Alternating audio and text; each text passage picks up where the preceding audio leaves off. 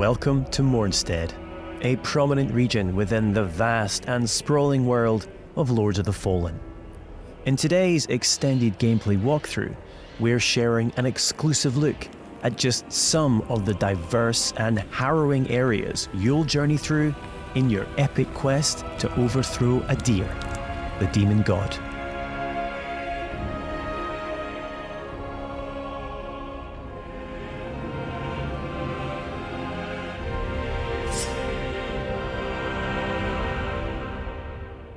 This is Skyrest Bridge.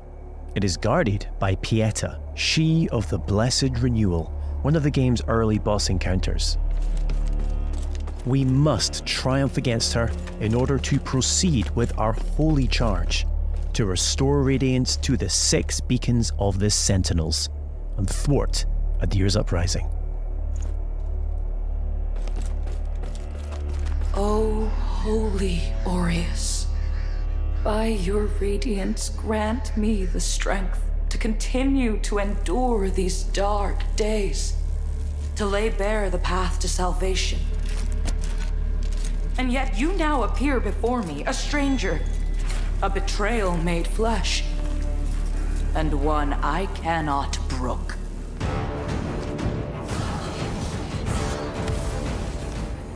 Melee, magic, and ranged abilities are seamlessly interwoven. Alongside standard attacks, you can choose between catalysts, bows, crossbows, or throwables, mapping up to 4 additional magic or range skills to your controller for immediate access. This rapidly speeds up combat and reduces the need to swap between options. As with many of the imposing bosses you'll encounter, Pieta has 2 very distinct stages.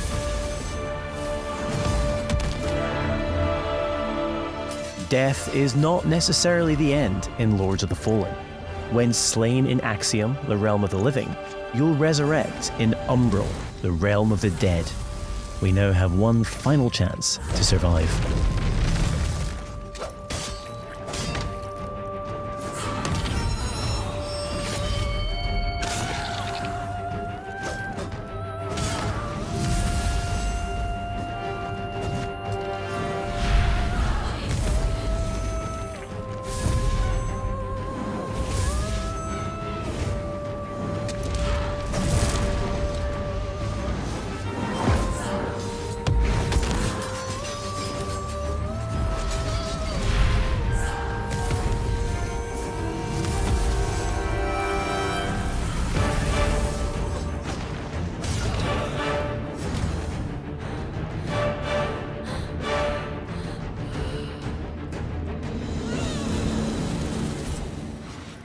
Though few and far between, these flowers denote special patches of ground upon which we can spawn a resting point, known as a vestige seedling. These come at a significant resource cost, however, and we can only spawn 1 at a time. The realms of Axiom and Umbral exist in parallel. Each world features its own unique pathways, enemies, characters, and, of course, treasures. We can now use this crafted vestige to return to Axiom.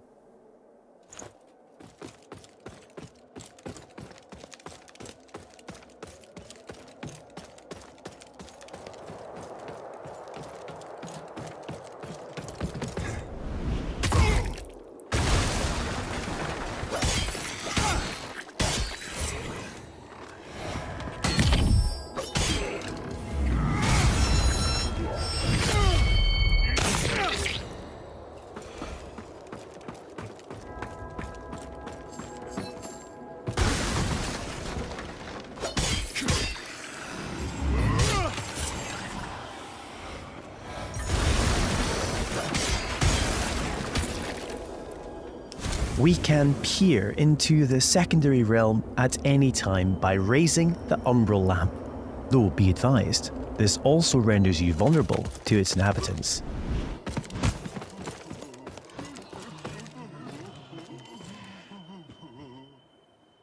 We will now use the lamp to cross over to Umbral, though doing so will consume 1 of our 2 lives, and it isn't so easy to return to the world of the living.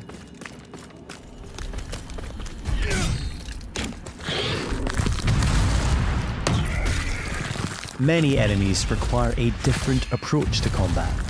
This mendacious visage, for example, is only vulnerable when attacked from the back or when it reveals its true form.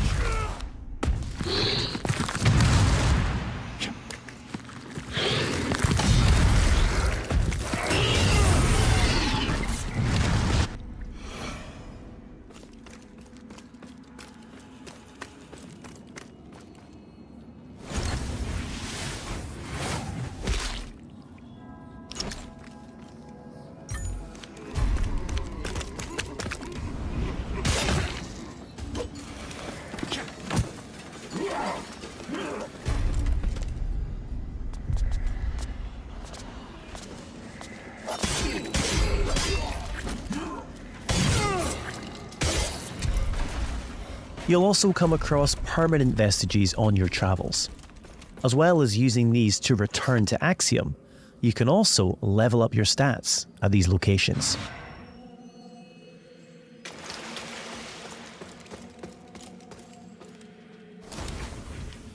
Three schools of sorcery can be mastered: Rogar, Radiant, and Umbral, each specializing in a different area of the arcane and requiring a different catalyst to cast. Our current build is adept in Rogar, characterized by devastating pyromantic attacks.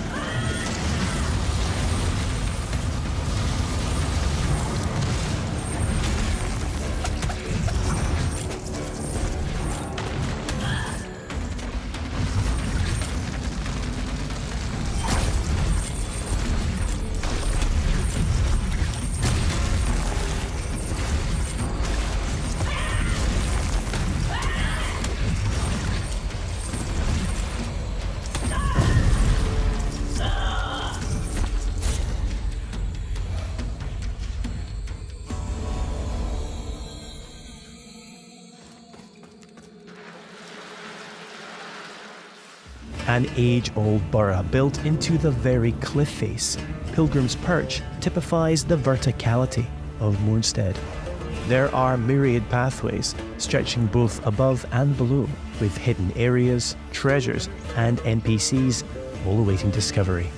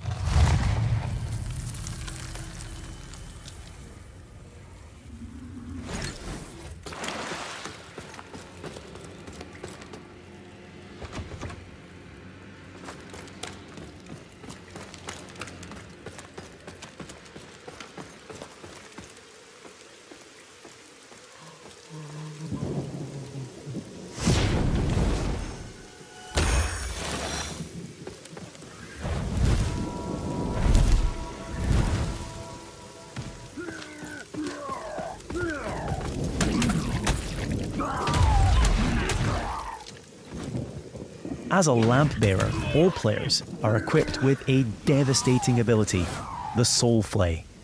By using one of a limited number of soul charges, we are able to extract the very soul of an enemy, ready to inflict significant damage.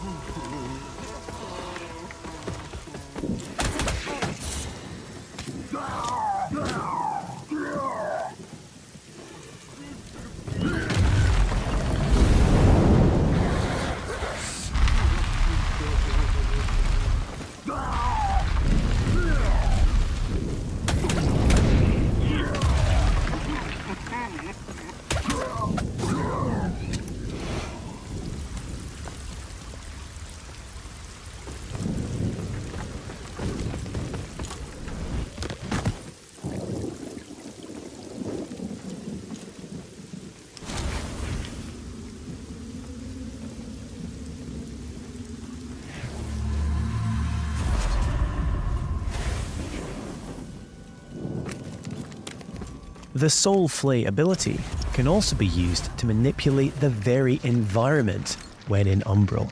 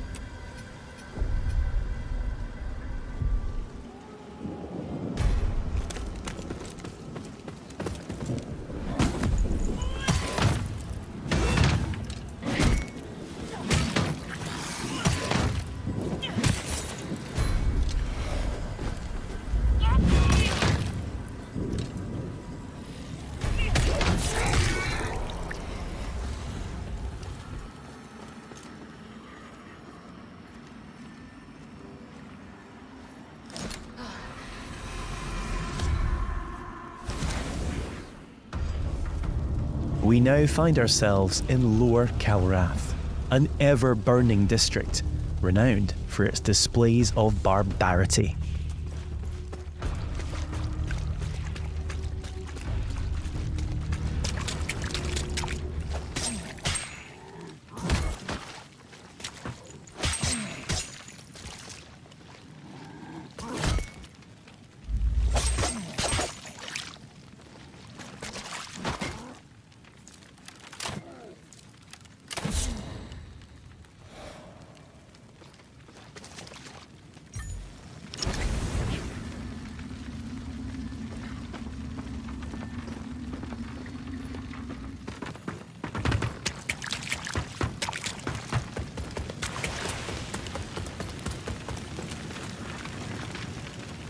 We're now going to invite a second player to join us on our journey. This is easily achieved at any of the vestiges. You can choose to fight alongside a friend or a randomly selected player.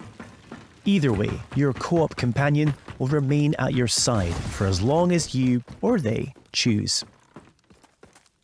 As a Radiant Sorcerer, our ally is able to buff either character with various enhancements.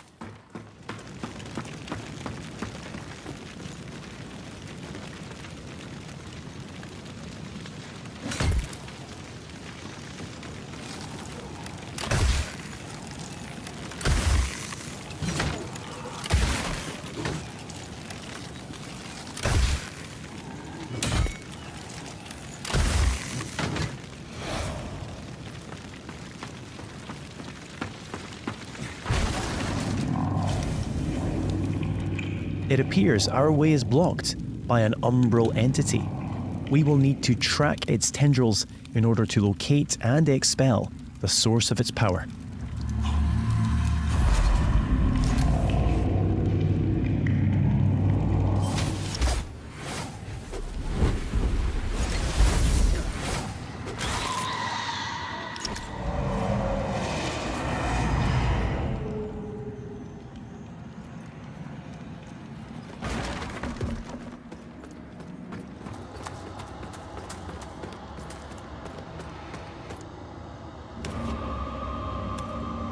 Finally, it's time to face off against the colossal spurned progeny, Scourge of Calrath.